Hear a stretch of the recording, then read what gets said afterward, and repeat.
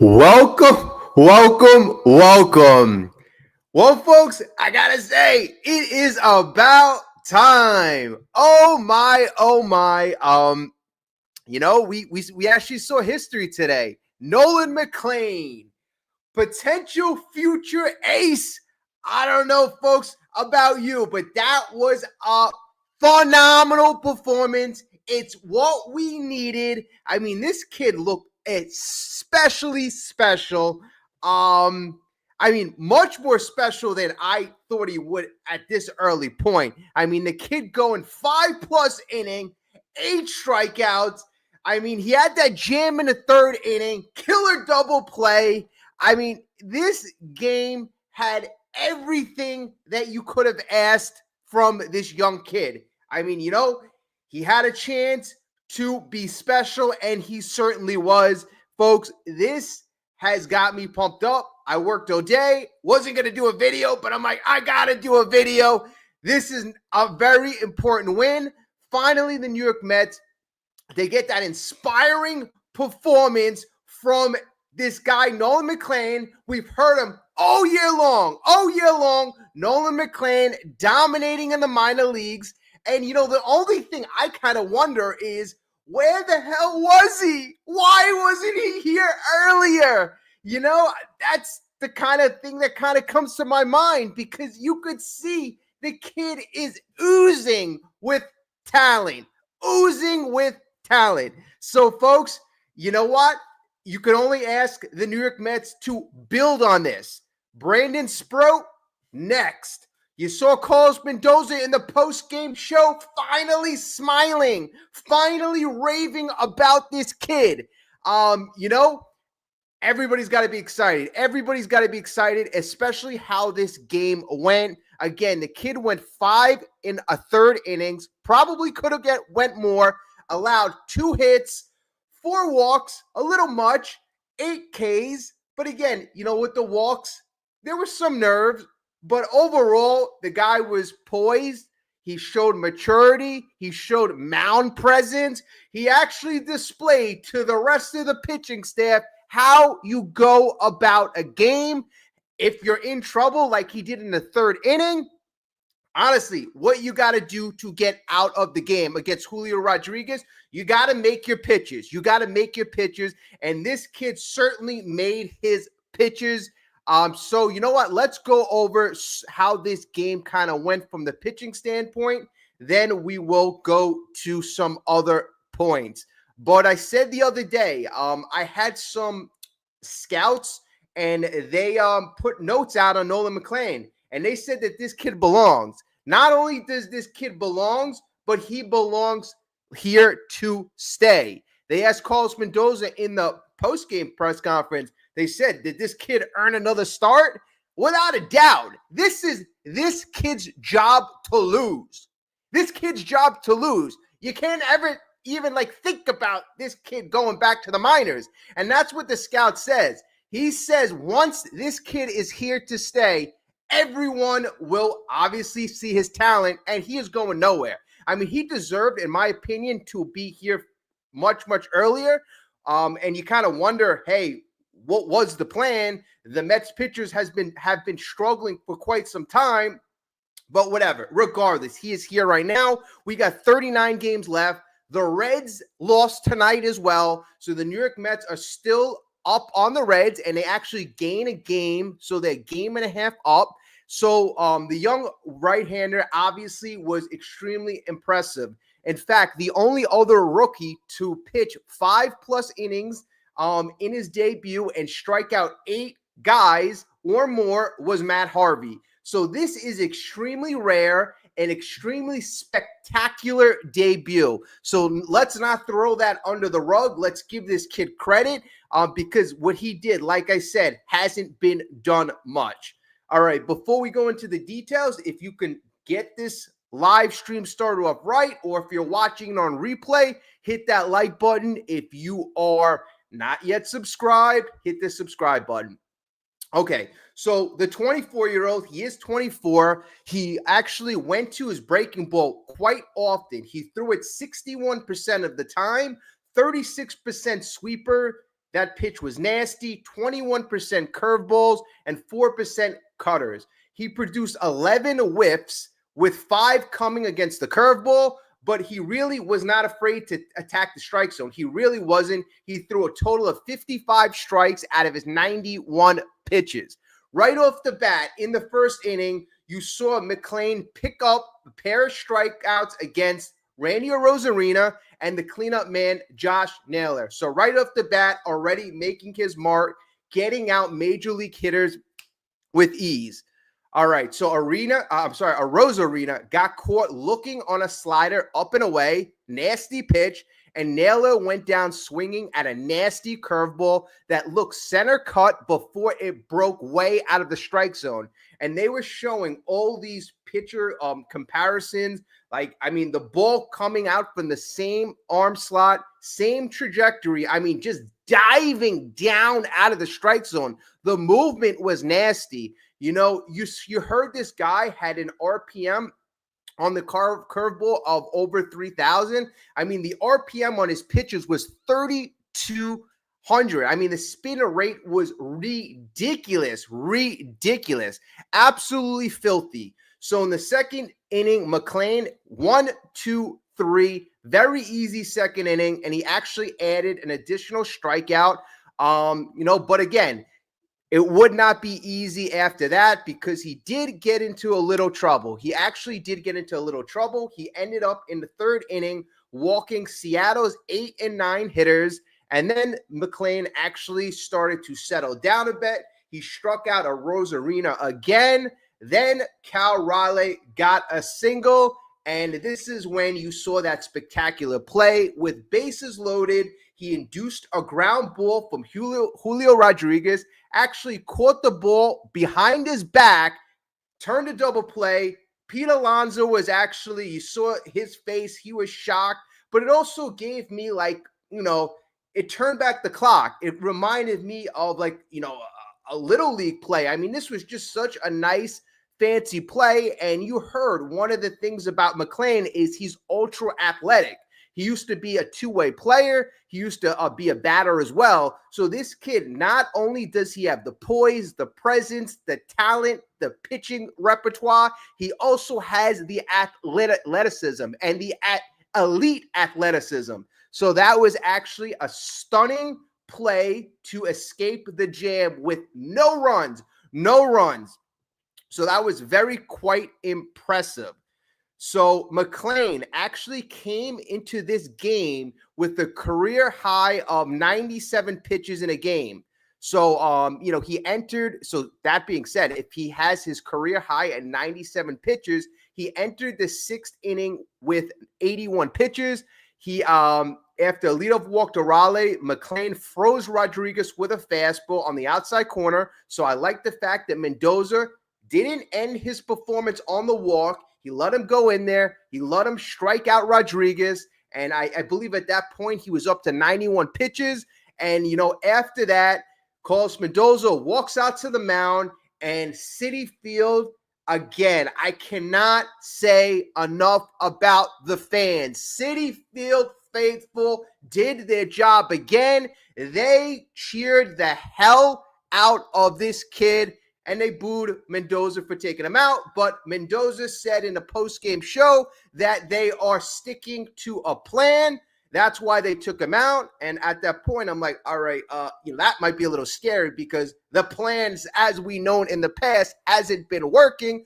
But today, I got to say, it was a different feeling. And you see, when you have a guy changing the whole dynamic, changing the whole feel on the field. I mean, everybody was motivated. Everybody felt a different energy. Even Mendoza said in the press conference, this kid brought a different energy to the mound.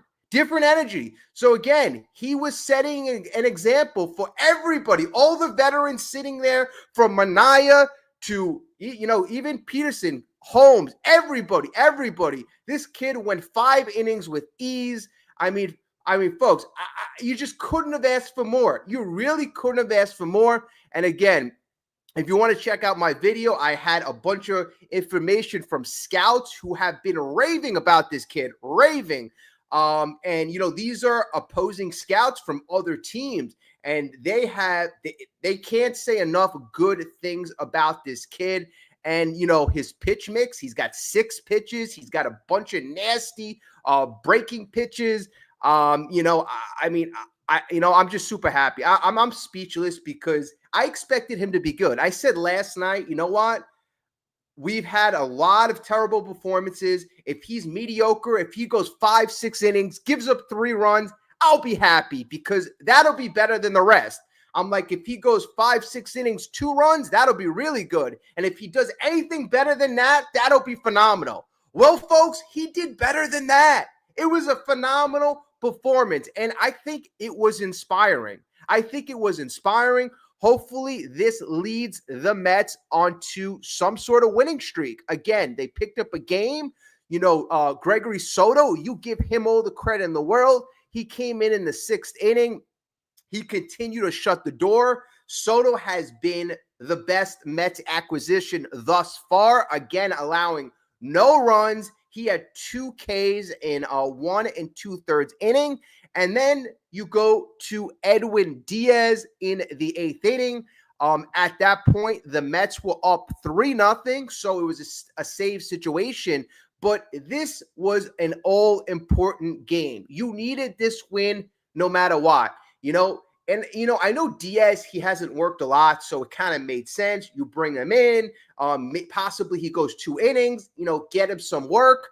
But even if he has been pitching, this was such an important game. You had to pull out all stops. So Mendoza said in that 8th inning, his decision-making was not initially to have Diaz go 2 innings. He just wanted him to get some very, very important outs in the 8th inning. But since that 8th inning, he cruised through that inning, that's why he put him out for the 9th. You would see him give up a homer in the 9th, but it was inconsequential. He shut the door after that. Diaz earned his 24th save. He had 2 Ks in 2 innings of work, allowed 2 hits, 1 run. But folks, the pitching performance this game, this is what we need. This was the formula that we had early on. We'd score a few runs, 3-4 runs, and then the pitching staff would just hold the game. So this is the same exact formula. We just got to hope that the rest of the bullpen really gets in line. I've been extremely disappointed. Ryan Helsley, Tyler Rogers, really they're not living up to the bill or the expectation that we had for them when they got here. So hopefully everybody can get back on track, get inspired, fall in line, and everyone feel good.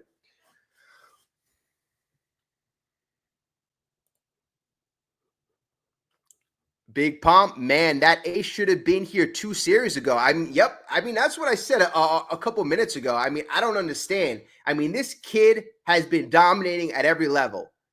Single A, double A, triple A. He accomplished everything. So the fact that it took him so long to get here when the Mets needed help in the worst way, you kind of question the plan. You question the Mets plan. But as we've seen in the last couple of weeks, the Mets plan hasn't been so effective. So I'm not surprised the plan with McLean took him so long to get here. We only got to hope that the Mets see what type of effect this had on the team, how this inspired the team to get in line, inspired the rest of the bullpen to shut this down. Because you know what, folks? When you see a positive performance, when you see somebody excelling, that tends to rub off. That energy tends to rub off on the other players. Same thing with losing. Losing rubs off. And you saw Mendoza in the past press conferences. He was miserable. He wasn't inspiring any confidence. And then today, you saw Mendoza. He was happy. He was exuberant. That feeling makes you play better. And, the Mariners, the fact that they scored 11 runs yesterday, let's not forget that fact. The Mariners scored 11 runs yesterday, and today they were virtually shut out.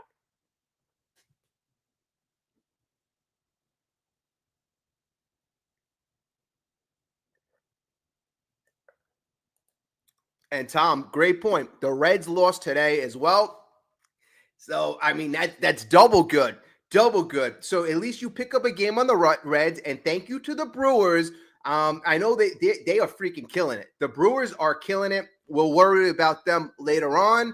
But again, we got to get in the playoffs. And still, I want to keep building. I don't want to just get into the last wild card spot. See, we win today. I'm going to start getting greedy. But I just want to continue this trend. We have, what do you got, 39 games left? We got 39 games left. Let me see how far back we are of everybody. I haven't been checking the standings in a while because obviously we haven't been doing that well.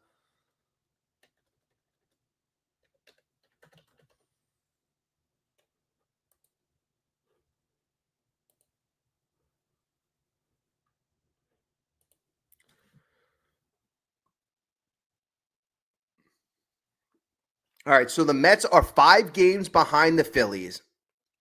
Nothing crazy. I mean, in the Phillies, although they've been decent, we have a series coming up against the Phillies, right? So we can make up some ground there. And the Phillies have been 5-5 in their last 10. The Mets get hot. Let's see. We can cut that lead from 5 games to 2 games or 2.5 games. Then we face them. Let's see what happens. I'm not giving up on the division yet. I'll tell you that. I'm not giving up on the division. But as far as the wild card, let's see. Wild card.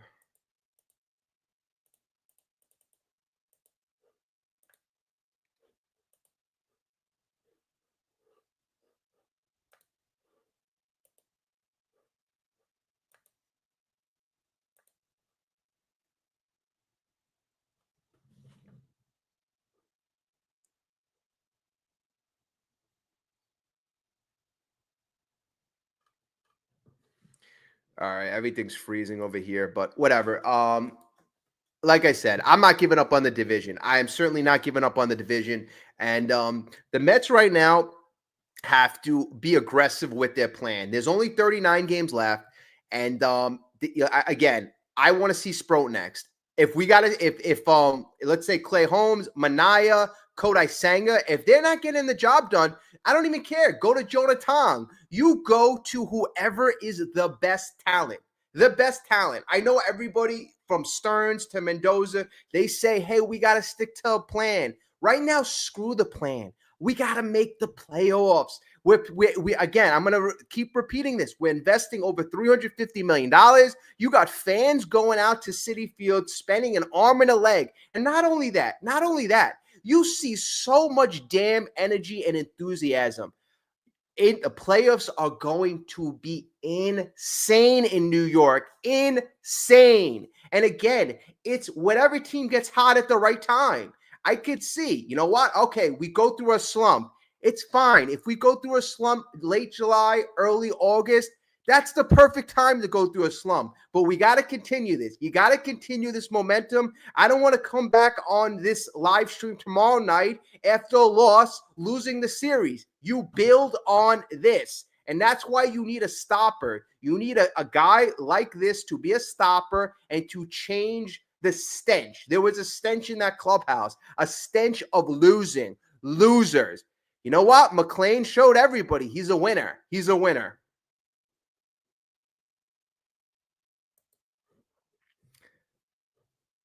This is a good question. Will the Mets win the series against the Braves in Atlanta? I mean, it's yet to be seen that the Mets can beat Atlanta on a consistent basis. I mean, they didn't win the last series. Every time I say, Atlanta stinks, Atlanta's down and out, Atlanta finds a way to still dominate the Mets. So I will say this. I don't know if the Mets are going to win the series. But what I will tell you is they desperately need to win the series. And if they do win the series, that'll be an extremely positive hurdle that they've overcome. And I think that will only make them stronger for this playoff run. So I want to see good teams. I want to see teams that have given us trouble because we need a test. We need to make ourselves stronger. I feel that when we play inferior teams, we don't play up to our capabilities. This team has not played up to their capabilities. Now you see on the offensive end, I haven't spoke about the offensive end as of for today, but you give Lindor credit. He's actually continuing his hot trend. Pete Alonso, he got another very key important RBI. So, the big bats, they are continuing to produce. But again, it's all about consistency.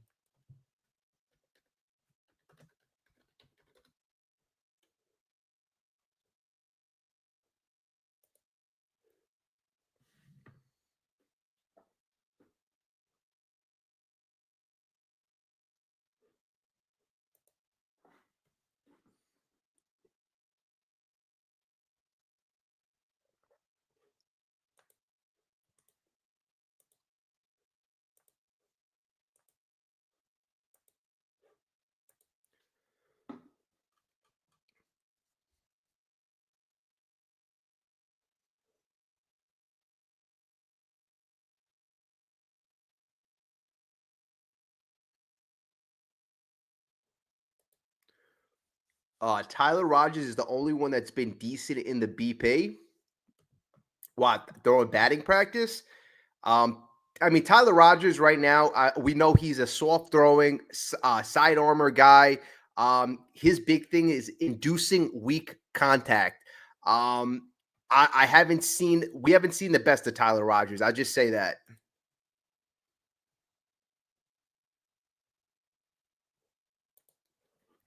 What's up, Richard?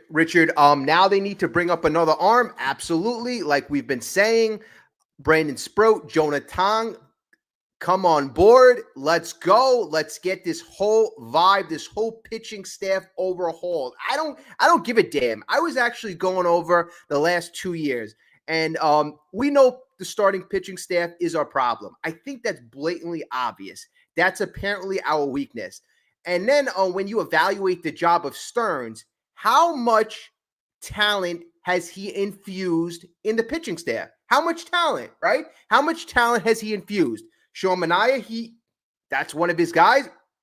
This year, he's talentless, right? And then the other guys, Kodai Senga, David Peterson, those guys were already here. And then Montas is the other acquisition. So David Stearns has virtually added zero talent to this pitching staff. Zero talent. I know other additions, Griffin Canning, that was an addition. Paul Blackburn, that was an addition. But all in all, and this is why we're having trouble. In almost 2 years of work, we have zero talent. I was expecting David Stearns as this mastermind, boy genius to pull off, some of these trades to get, maybe a number 2, a number 3, we're getting number 5 and number 6 pitches. And that's what's really kind of slowing us down. So thank goodness that we can actually turn to a guy coming from the minors that has this type of stuff and capabilities. Again, keep bringing the next guys up because what we've acquired is far from good enough. Far from good enough.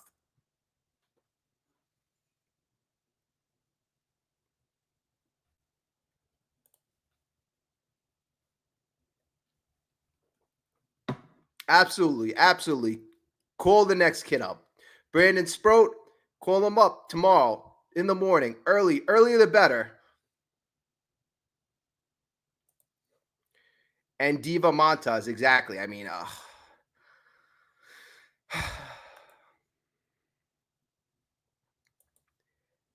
Honestly, when you think about how much money we're paying Montas, go back to my video in December. I was a guy never, ever wanted Montas. That was such a disappointing move. Danny, never give up. All right, I like that energy. I like that attitude. Atlanta waiting to humiliate the Mets again, especially that obnoxious Michael Harris. Well, you know what? The only way the Mets could turn the tides, you turn the storyline, is you change it by winning. You got to beat Atlanta. You really got to defeat those demons. I mean, I don't get it. I really don't get it. Atlanta has trouble with every other team in baseball, and they have injuries galore. They're struggling. They're just not, good right now. They're just not good. But when they play the Mets, they're sparked. It's just very bizarre. And the Mets, a supposed good team, just have so much trouble. That's why at the end of last year, I think it was such a positive that the Mets, out of all the teams, the Mets needed to get over the hurdle of beating Atlanta. That one game that Lindor had that big home run, and I think that inspired and gave us so much damn confidence. So right now, I want a hard schedule. I want to defeat teams that we're going to be playing for the playoffs. I want to beat Atlanta. I want to beat the Phillies. I want to beat the Padres. These are all teams in front of us. These are all teams that we still have to play left in the season. Yes, we're going to have series against the Nationals, the Marlins. Those series, you got it. I mean, I want to sweep all of those series. But again, I still want to build ourselves up against those upper echelon teams.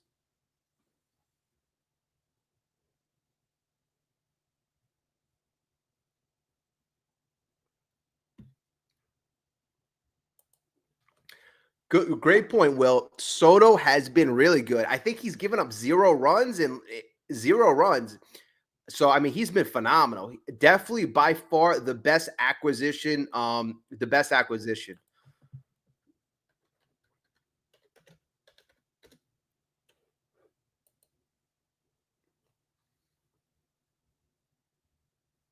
Yeah, I mean, before this game, Gregory Soto pitched in 7 games with the Mets, 0 ERA, 6.2 innings. So you add those extra innings today. But again, he didn't surrender any runs. So Gregory Soto is doing phenomenal. The lefty, and we needed a lefty. We needed a very solid lefty out of the pen. In fact, I said that was our biggest need going into the trade deadline.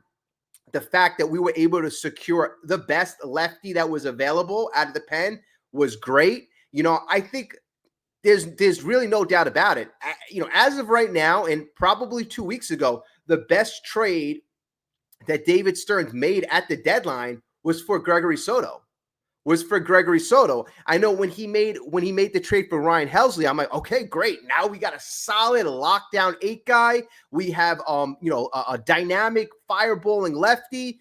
And then you get a submariner too, who gives a different look to the opposing team. I'm pumped up, but Helsley and Rogers again. They leave a lot to be desired, especially when the expectation was set so high, and Mendoza's like, we got a killer bullpen. I mean, folks, right now I gotta say the bullpen. You got some good pieces. But right now they're slumping. The bullpen is slumping. Today was the first day in a while that the bullpen didn't slump. But the bullpen has been less than average. So hopefully they get out of their slump and they start realizing their talent. I mean, Helsley's better than he's shown. He really is. He's better than he's shown. So that I feel positive that this guy could really do much better for us.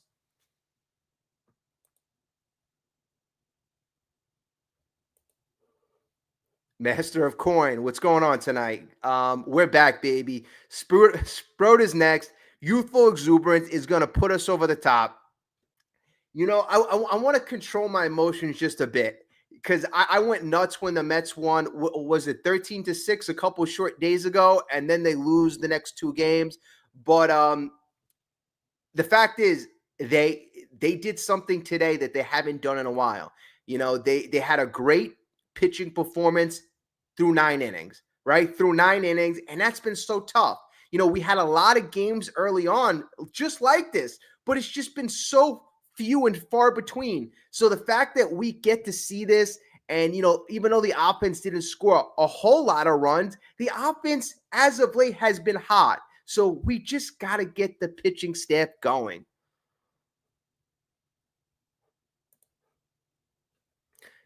What's up, Danny? You're right. Mets will get their minds right. The best thing with McLean, Sprout, and Tong is they have spent time sharing a clubhouse, having lockers close by each other, and have 8 meals together. The time is now. You know what?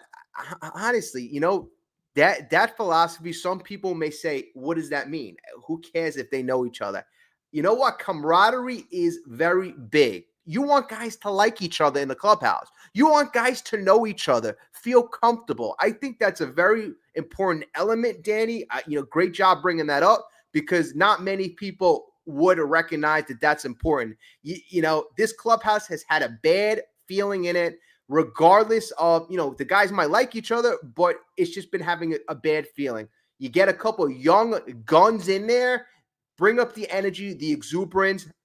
I'm excited. I'm all for it. And I want to see these kids up here ASAP, because, we're tired of the same old crap. You can't keep running the same guys out there and expecting different results. Isn't that the definition of insanity? I mean, so hopefully David Stearns, he's supposedly a very smart man, might be a little stubborn, but a lot of people who, are in the position he's in usually are a bit stubborn. So hopefully he sees what happened today, sees how the crowd responded, sees how the team responded to this young kid. Because not all teams, especially veteran teams, they respond different to rookies. But this team actually seemed to rally around McLean, and I really like to see that.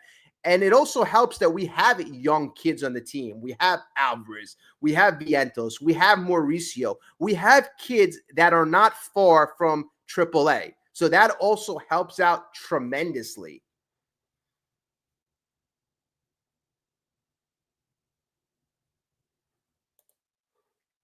Tyler Rogers and Gregory Soto were the best pickup by the Mets.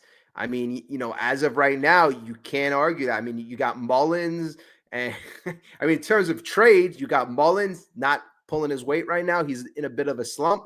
And then Ryan Helsley has been so far under the projection for Helsley. So yeah. At this moment, you're right.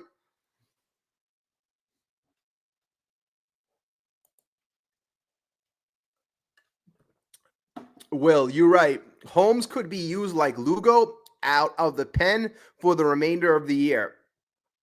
If you bring up Sproat, Tong, or if you have another guy in mind in the minor leagues, and the rotation's full, the rotation is set. Yeah, Holmes, it just seems like he's gassed. It really does. It was like he can't get past the fifth inning, but as he's going, you see him struggling now in the fourth inning. So it's just blatantly obvious. And it makes sense if the guy's doubling his overall innings total or innings output for the year.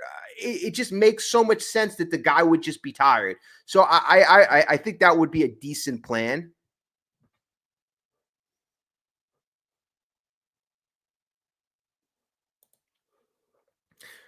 Ronnie needs to take a seat next to Vientos. McNeil needs to play second, and Beatty at third every day. Mullins is also shit. I mean, it's been the same deal in center field. Center field, we're not going to have many options unless you want to put McNeil out there. You can also do that. But then you're going to need you need one of those guys. You need either Ronnie or you need Vientos to get going. You need one of those guys, right? So yeah, they bench Vientos, like they bench Vientos for almost a week. I don't think that's going to ever help him get going. Ronnie Mauricio is having trouble. I mean, he's having some pretty ugly at bats. It looks like the fastball high in the strike zone, he's having a lot of trouble with. But what do you do when you're having trouble with it? I mean, I think as a young kid, as a young guy not too far out of AAA, I think you just got to keep working harder at it. Maybe you give him a day off, but you work with him. Whatever his weakness is, you work at it. And the kid has talent. I want to realize that talent. Mark Vientos also, he's struggling mightily, and you got to work with this kid as well. These kids, they need confidence. They need confidence.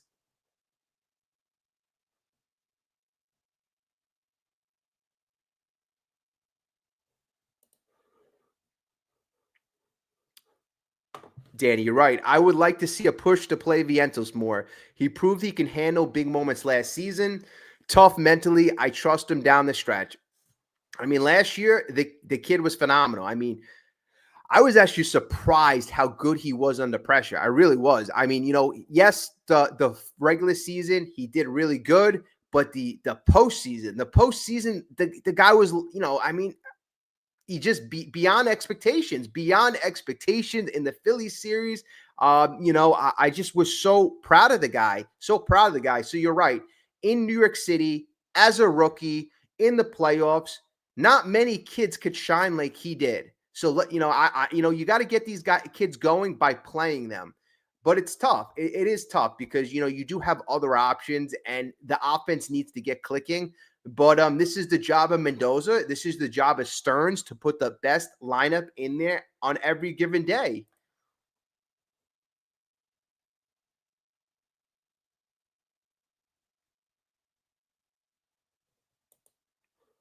Hopefully next year's Mets bring up Jonah Tong. I'm open. Jonah Tong might see some play this year.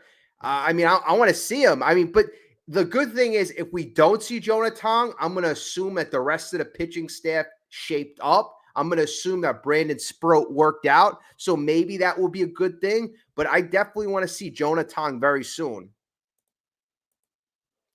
Jason, what's up, my man? You're right, McLean. Yippee ki Yeah, I mean, you got to be so happy about this kid, and I've been so excited. I've been so excited ever since they announced it. They announced it on Wednesday night after the Mets got up. Yeah, after the Mets lost pretty bad, and that made all the sense in the world. Try to change the narrative, but this is something that you build on. This is certainly something that you build on.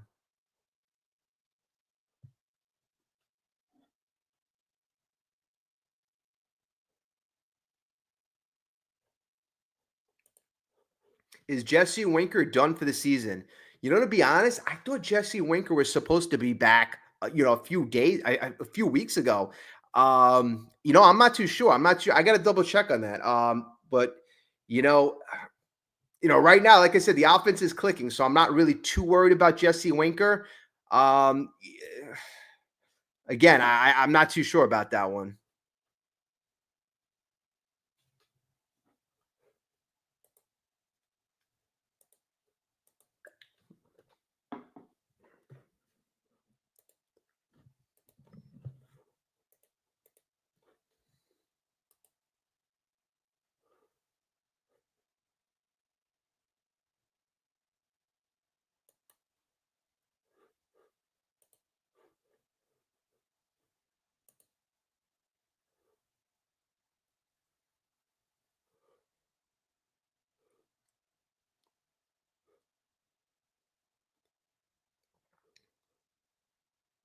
I mean, everybody in the lineup, we had 10 hits. Everybody in the lineup got a hit except for Mullins and except for Mauricio.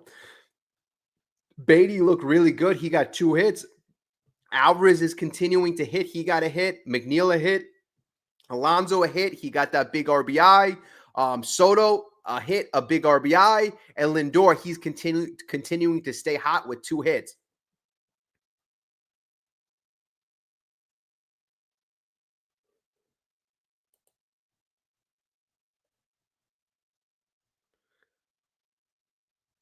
Like, look at this. Like Lindor, I was really on Lindor, extremely on Lindor. In the last 15 games, Lindor is batting 305, so he's back over 300.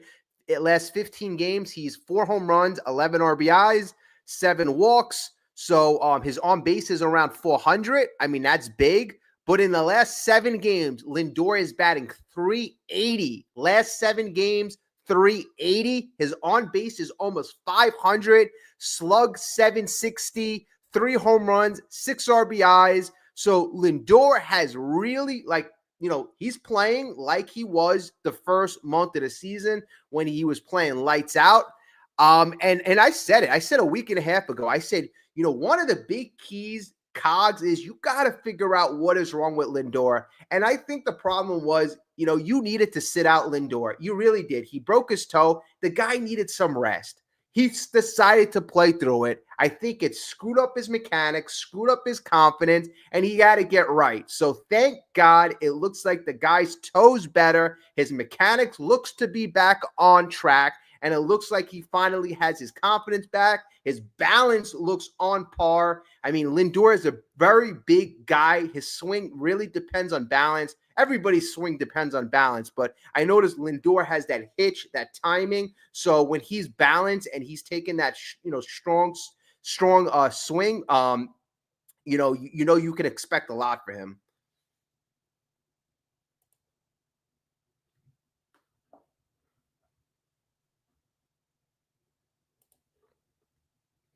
We need McGill to step up. He should be back this week or next.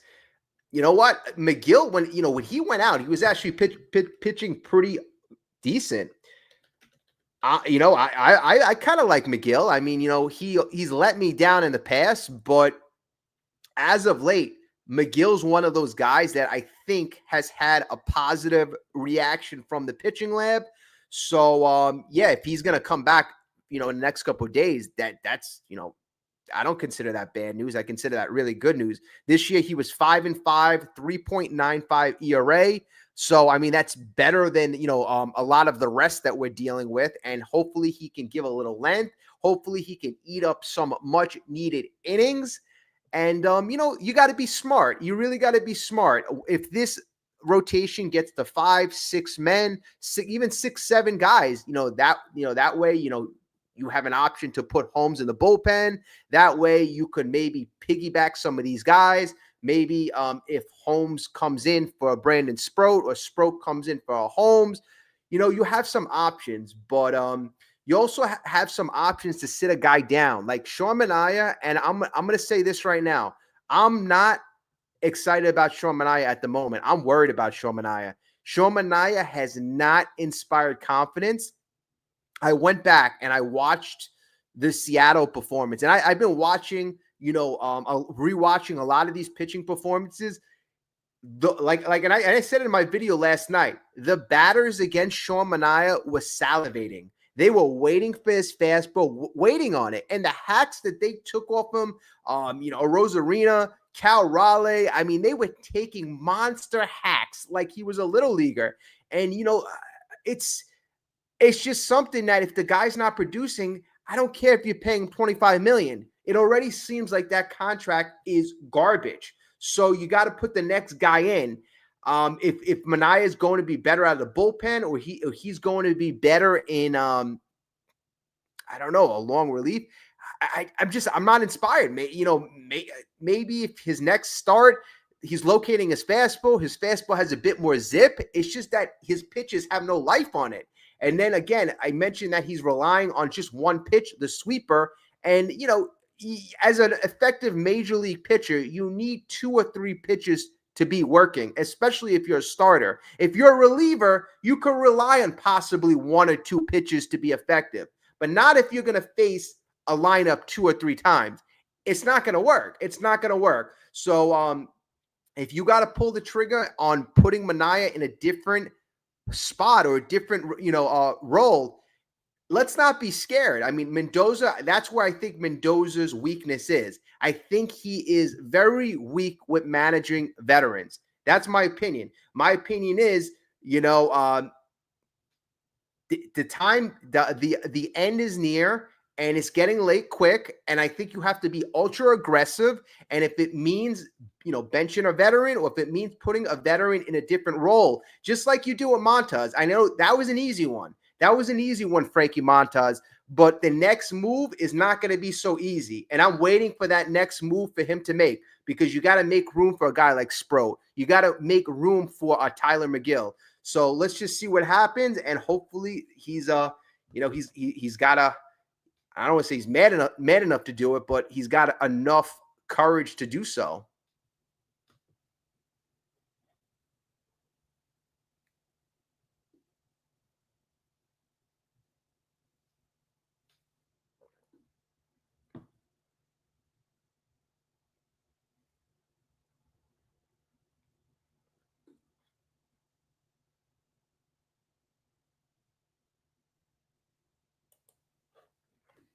Explosive. You're right. I don't trust McGill, but he's very close to joining the team. What you got to do is you got to utilize McGill to his strength, right? If you don't trust the guy, we're not going to I don't think you're going to put him in the rotation as a start. I mean, we don't even have room to put him in the rotation. Right as of right now, you have 5 starters. So McGill would be a guy, probably a long relief guy, or maybe he would be giving one of the other guys a little rest. I mean, wasn't the plan early on with Senga the Mets wanted to go to a 6-man rotation?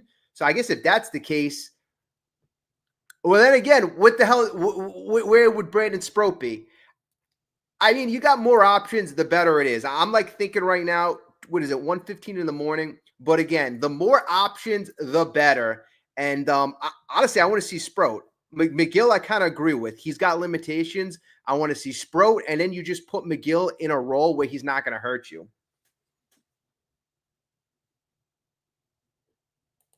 There you go. Long relief for McGill, and that's it. Very easy.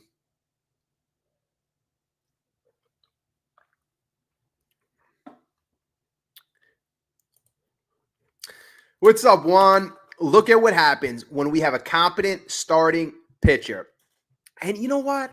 And it's not just the starting pitcher, right? I mean, you see the effect that the starting pitcher has on the team, also on the outlook for tomorrow. I mean, I guarantee you that clubhouse feels so much better, and the impact it has on the bullpen. If you're if I mean, you don't got to worry about going in the 4th inning. You don't got to worry about coming in, when the pitcher surrenders the lead. I mean, it's actually, I think it's got to be more.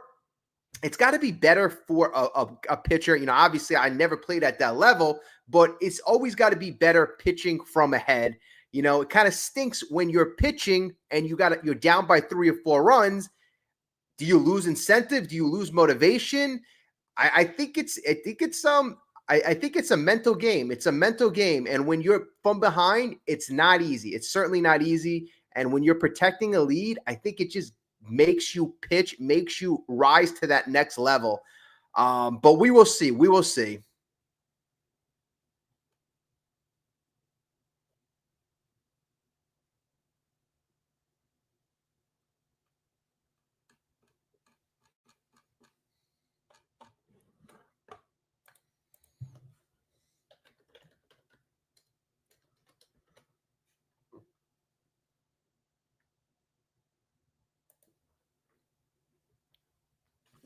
Also, another thing I really like seeing is during the middle of the game, they interviewed his mother, McLean's mother, his father.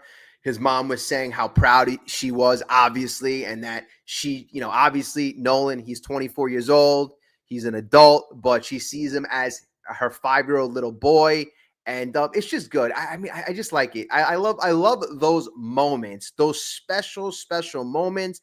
And we got to celebrate it as a family at Citi Field. Um, I mean, the rest of the team, they gave him the Gatorade shower. That was big. And then you saw McLean outside in the post-game interview, and he was super jacked up. He said that we have the best fan base in the world, and it's absolutely right. I mean, like, Mets fans are diehard Rabbit fans. Everybody, look, it's 1:30 in the morning, and we're out. We're talking about the Mets. We're thinking about the Mets, and honestly, I 100% agree with that. McLean says that it was unbelievable. We have the best fan base in the world. So it was a definite special victory. And he celebrated the win with his fiance and his family. They were in attendance. Good for him. Good for the kid. He also said, I'm going to hang out with some of the family. My fiance's in town. I'll hang out with her, hopefully grab a nice bite.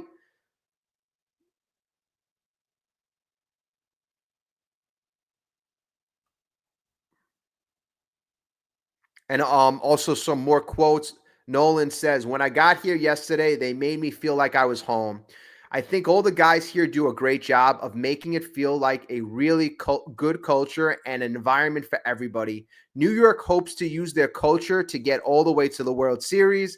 We can only hope so. But you know what? That's very important. Culture, clubhouse, making this guy feel like part of the rest of the team. That's very important. I think that was our problem in 2023 when we had guys like Verlander. They ostracized the younger kids, and that wasn't good. I think that's why it was so easy to trade them away and kind of reset that year.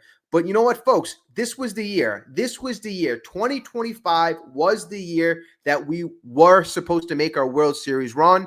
I'm not giving up on the National League East. I'm not giving up on improving on the wild card standings. We're the third wild card right now. But again, we have a lot of opportunity to improve. There's only up from here. We've played so bad. There's only up.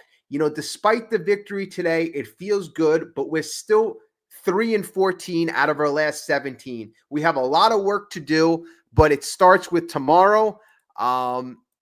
So tomorrow, again, if we win tomorrow, we take the series. Let me see.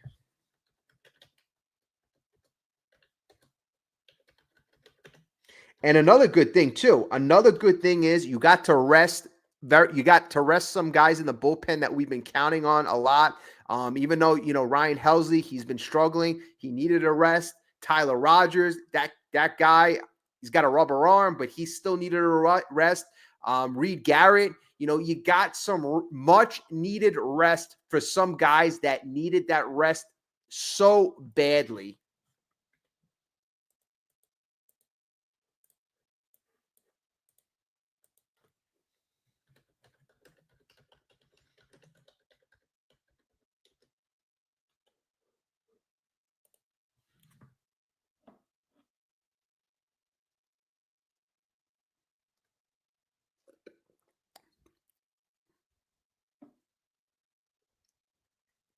And it really made all the sense in the world for Diaz to throw to.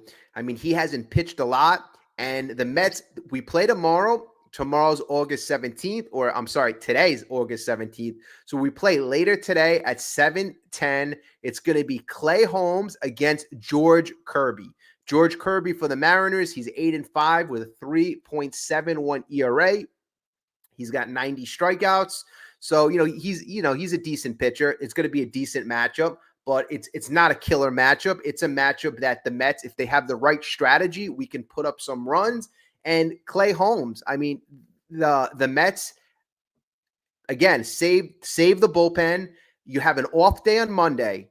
This is a game, just like Carlos Mendoza today, managed to win, managed like it was a World Series game. You got to do that today as well, later today. We have off on Monday. So, I mean, even though Diaz pitched too, if you need Diaz to win the game, pitch Diaz today.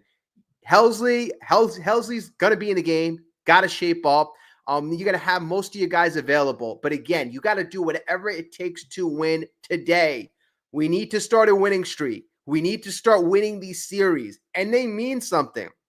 It's not just about the win. It's about the feeling. It's about getting rid of that losing stench. So, again, it's going to be such a big thing to take this series. And the Mariners, they're a good team too. So that's also another thing. You want to start building these building blocks, defeating good teams.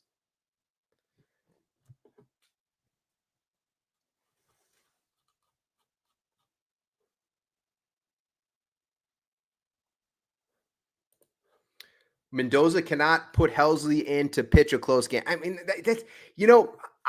I know what you're saying, right? And you know what? The sentiment should be that because of how bad he's been playing. But the guy's the guy's been an elite closer. That's how sad it is. Just because he's had a couple of really, bad, stinky performances, which I agree with you, and I know why you're saying that. But Helsley's got to shape up. He's got to shape up. He's a talented all-star pitcher. He's got the stuff to be much, much better. He's not locating, folks. He's not. Laying, I don't care how fast you throw. You could throw the ball 104 miles per hour, but if it is center cut in the middle of the plate, you're going to get hit. You're going to get hit. And you see the swings that the opposing batters are taking. They are letting Helsley's velocity do the work for them. They're taking these nice, easy cuts, throwing right down the middle, and they're lining the ball all over the place. And then the slider that Helsley had, that dynamic slider, not locating that, and it doesn't have that nasty movement like it did on the first day. So again, the guy's got to locate. Tremendous. I think that's his big problem, locating it. You throw anybody a fastball down the middle, professional level, they're gonna be able to hit it.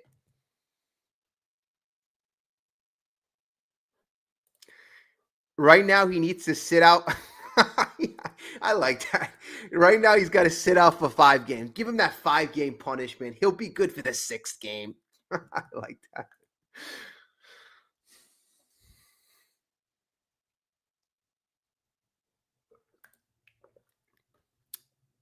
Will, you wrote, and Tong has the most strikeouts in all of the minors. Bring him up. Yeah, I mean, Jonah Tong has been nasty for the last year and a half. He has been nasty. I saw a couple of scouts review some of his pitches, and I mean, he's going to be a stud as well. Sproat might. I mean, if you had to rank him, McLean, obviously, because of his whole demeanor. I mean, just you just see his presence on the mound. Like, he's just got the whole package. You don't just need the talent; you need the whole package. This is New York City. We're playing in a playoff run. That's why I think the Mets are hesitant sometimes to bring up these young kids. Maybe the spotlight will be too big for some of these kids. They come up from the minor leagues. Now they're pitching in front of 45,000 screaming fans in a playoff race. Not everybody can do that. But Nolan McLean has shown that he can do that.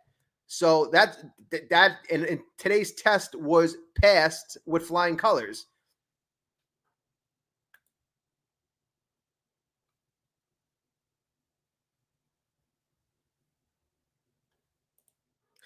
Oh, what's up, Scott? Sorry, I missed. I'm like missing everybody's comment. I apologize.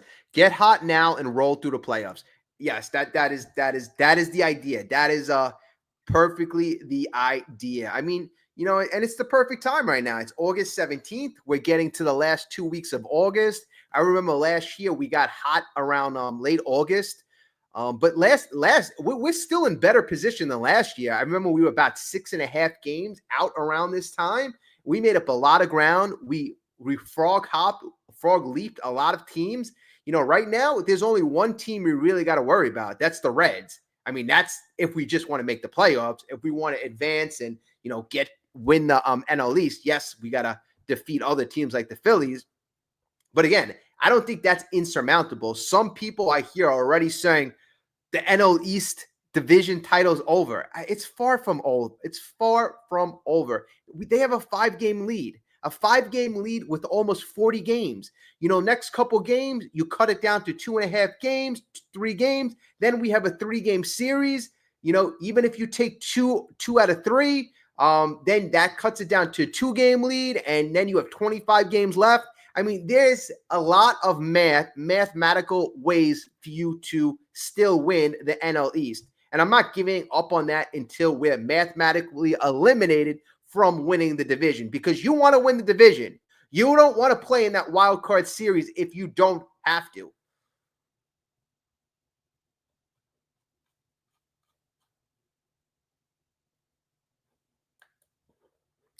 Danny, I like your thinking. Brewers could be peaking too early.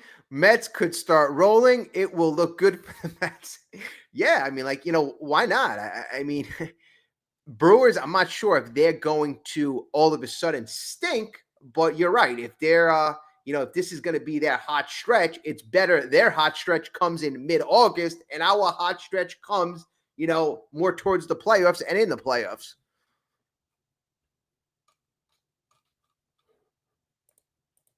And again, I just want to say, everyone, right now, 1:30 in the morning, I cannot say thank you enough. I really do appreciate you guys sticking with me in here. If you could hit the like button, because it really helps with the video. I do appreciate that. And I do appreciate all the great comments. Everybody's making great comments.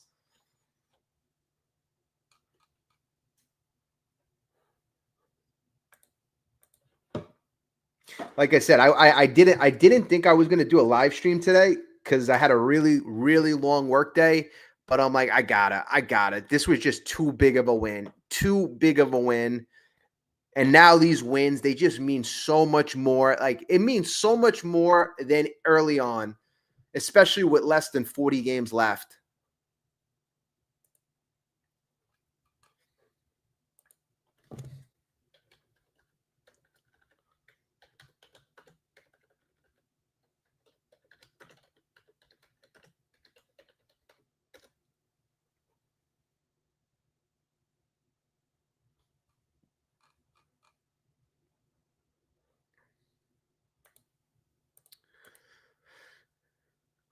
Let's see.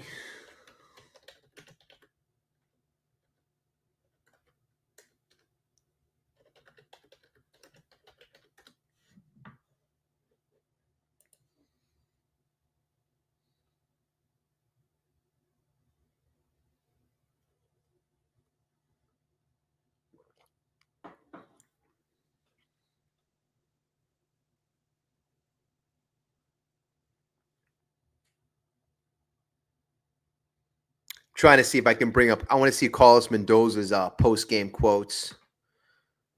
Okay, let's see. Bring that.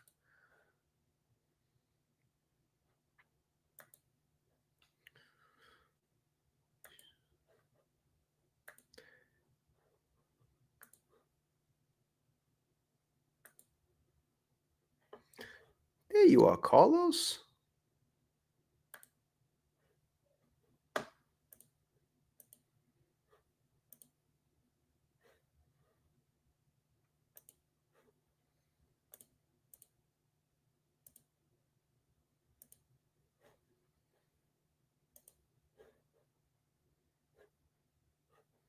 We kept getting from him: mount presence, demeanor, attack.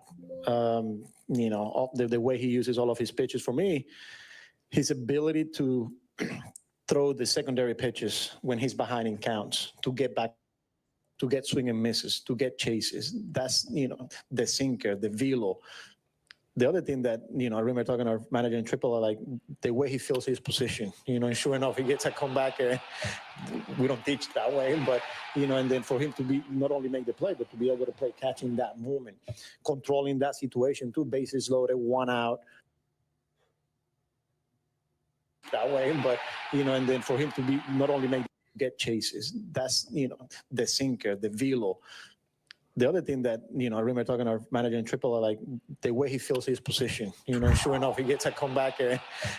We don't teach that way, but, and then for him to be not only make the play, but to be able to play catching that moment, controlling that situation, 2 bases loaded, 1 out. You got Rodriguez at the plate, like just the way he handled pretty much everything, unbelievable. I heard them loud and clear. And if I was sitting in the stands, I will be booing myself too. I completely understand. But look, man, I have a responsibility here. Number one, to win games. But number two is when we're talking about one of our best prospects that is making his major league debut. We have a plan in place, and I just had to make a decision, but I still love them. Yeah, I mean, definitely we felt the energy since the moment he took the mound, strike out right away, and just continue to build on that, and then, that last inning, they put him on the big screen, and you like that is pretty neat, like definitely something that maybe we were missing, especially with how hard this stretch has been. And we, like I said, we definitely felt it today. Yeah, I mean, and look, we protect these guys for a long time, and we're getting to a point now where it's go time, and we saw it today. It's not go time in April, but you know what I mean when I'm protecting guys and staying away from them for multiple innings or 4 or 5 out save. But given where we at, he's fresh, ready to go. I wasn't thinking 2 innings out of the gate. I was thinking more like their best hitters are coming up. This may be the safe situation. I'll figure out the 9. But once he was pitch efficient there, I was comfortable sending him back out. All right, so that's Carlos Mendoza, and you can definitely see.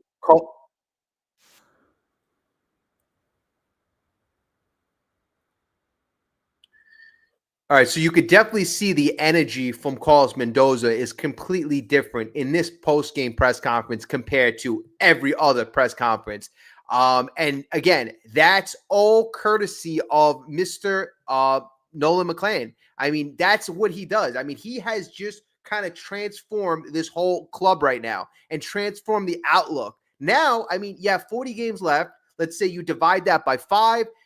That would give everybody about 6 starts each. Now you got 6 starts to a kid with this type of stuff. And then you could figure out the rest. But again, everybody's got to feel good. Everybody's got to feel good. Oh, it's always awesome chatting with you. I guess you're going to bed, but have a good night. We got a big game tomorrow, and tomorrow night we'll have another live stream, and hopefully it's off a win. But if you're going to bed, have a great night. Shoot, I didn't even hear that, Ernesto. The Phillies lost Wheeler?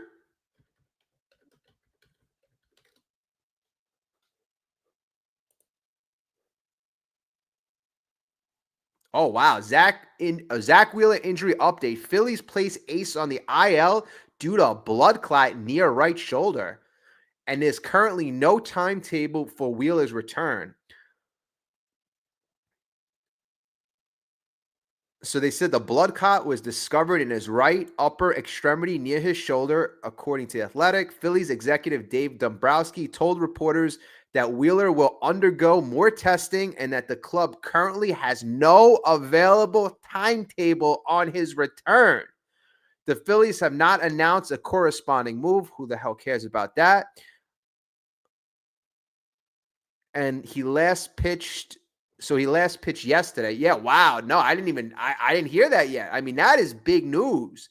That is big news. That's the Philly stopper. That's their guy.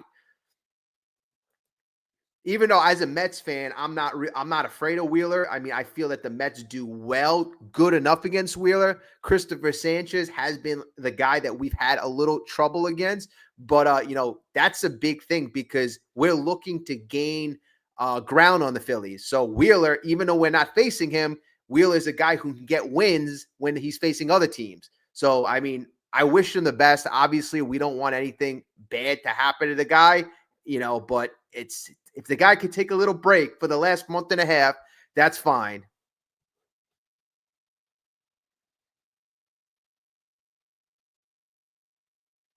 Yeah, I'm not a doctor with the blood clot, so I'm not really sure what causes that or what could be, what the severe consequences of that is. But, again, I wish the guy well health wise, but if it's not going to be a serious thing and he just needs to stay out for a month and a half, it does benefit the New York Mets.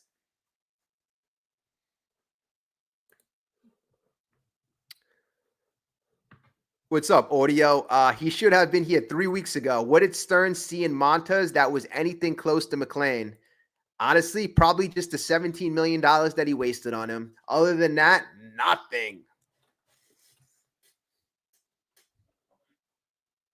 I mean, like, we just wasted $34 million on Montas.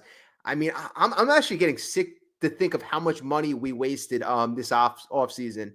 I mean, you gave $34 million to Montas, you gave $75 million to Manaya, and as a result from that, you give over $100 million to 2 pitchers who produce 0 talent thus far. I mean, look at the contribution from those 2 contracts.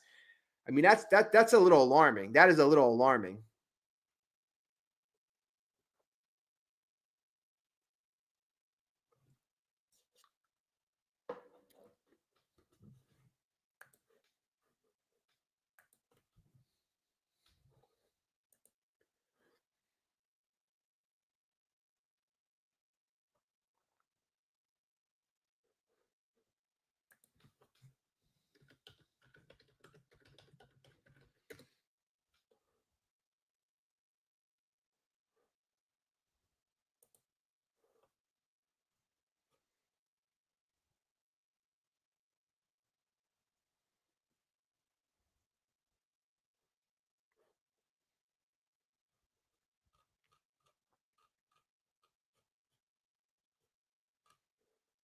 You know what I'm noticing right now? I'm noticing a lot. A lot of the writers have been praising David Stearns, praising David Stearns over the last year and a half. But in the last couple of days, there's been a lot of articles out about David Stearns as the architect of this mess. And I'm actually surprised how, obviously the Mets have done really bad, but usually some writers, they kind of like to suck up to, the GM president. So I'm glad that they're actually being a bit more honest. I actually had one article I wanted to share.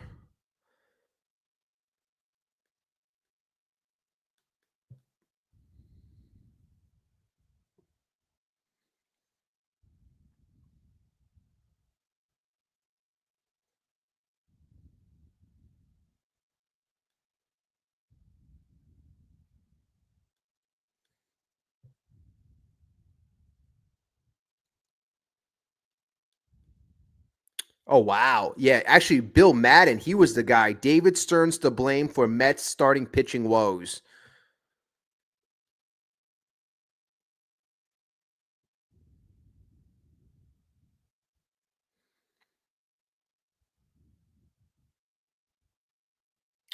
And this is funny. So Bill Madden, longtime writer for the Daily News, he actually wrote this specifically, and I saved this quote because I wanted to read it. So Bill Madden writes, and I hope this is not the case. I really hope this is not the case. Obviously, Mets fans don't hope for this, but Bill Madden writes, when Steve Cohen wakes up on September 29th and wonders why the Mets have no more games scheduled, he won't have to look far from the culprit responsible for his team's unfathomable collapse.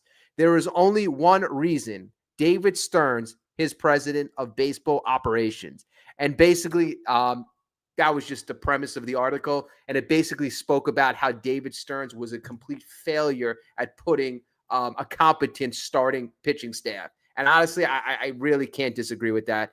I mean, again, we're going to get some help from these kids, but the fact that we built this staff over the offseason, and again, you have zero talent.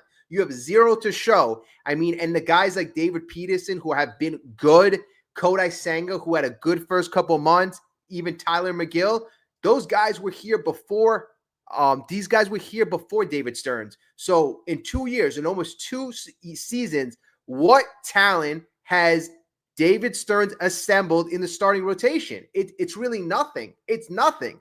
Just Montaz, Manaya, and again, they haven't produced. So therefore, it's zero. I would have thought that we would at least produce one or two guys through a trade, through free agency, something to say, hey, you know what? That was a good move.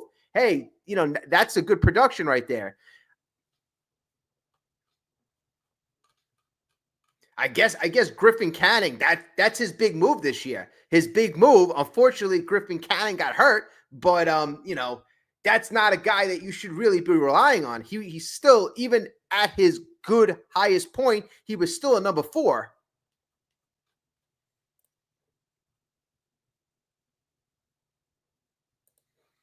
Yeah, Danny, small market mind in a big market. But, the funny thing is, I was hoping the guy would evolve.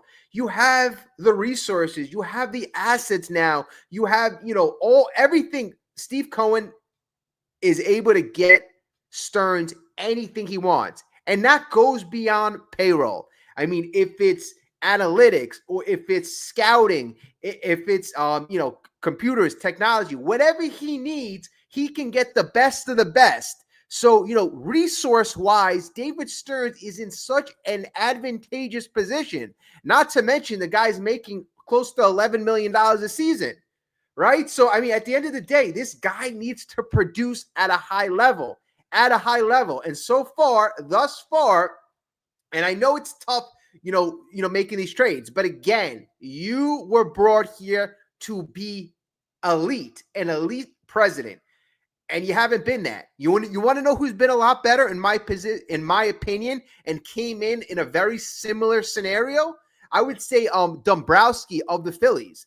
And I know the Phillies haven't really kind of gone far, but I think the Phillies right now have a bit more talent, especially in the pitching department. And their minor league, the Phillies minor league system is stocked. So I'm hoping I'm wrong about that, but we'll see. Juan, you're right. Stearns just thinks he's smarter than everyone. I mean, maybe when he was in school, he was his head of the class, but right now there's a lot of smart people in baseball. There's a lot of people in baseball, and it's actually more than just about knowing everything. So I don't know. It really kind of is what it is. And you have to also be able to negotiate trades. So you could be smart on everyone, but if you're not able to be a deal maker, that's a problem. Like, which guy I thought was a deal maker? One of the guys who got fired.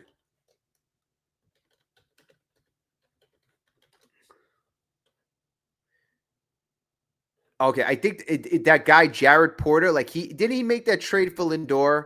I thought he would have been a very aggressive general manager. He was a guy that I just envisioned him in front of the baseball screen all day long.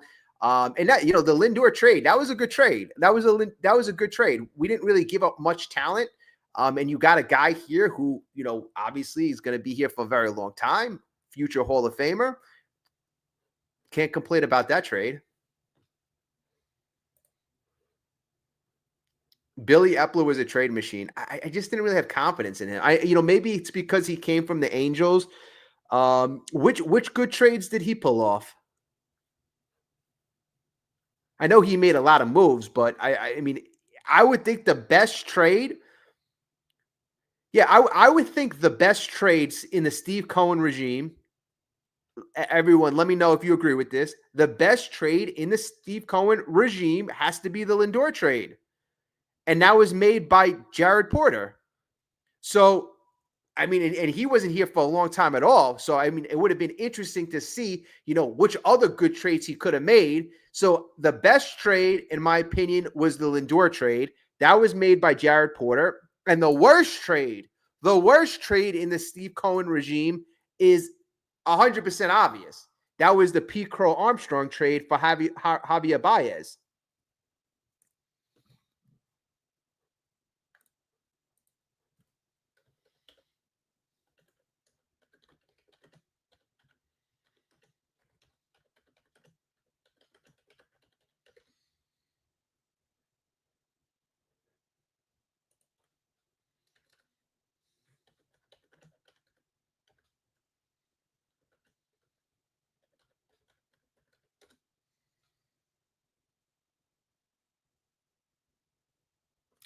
Okay, I just looked it up. I just wanted to double check before I blamed for the worst.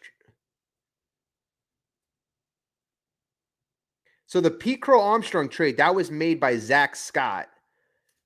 So the best trade, Jared Porter, and the worst trade, Zach Scott. I mean, if I looked it up because I forgot who made that horrible trade. I want to blame everything on Epler, but I didn't think he made that trade.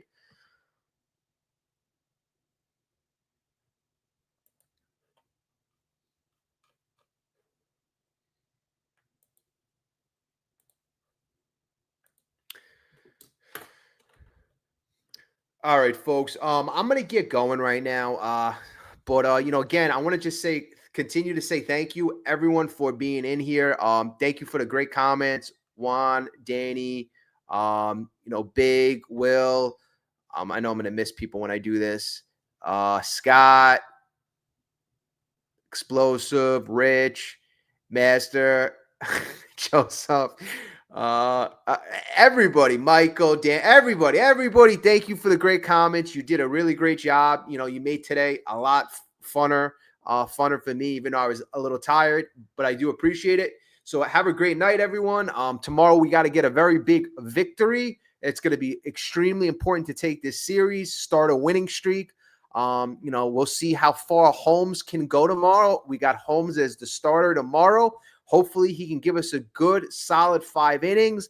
But still, Mendoza has to be aggressive. We have an off day on Monday, so we have to utilize the bullpen as aggressively as possible. So, again, we'll take tomorrow, take the series, and call it a day. Have a great night, folks, and get some good rest.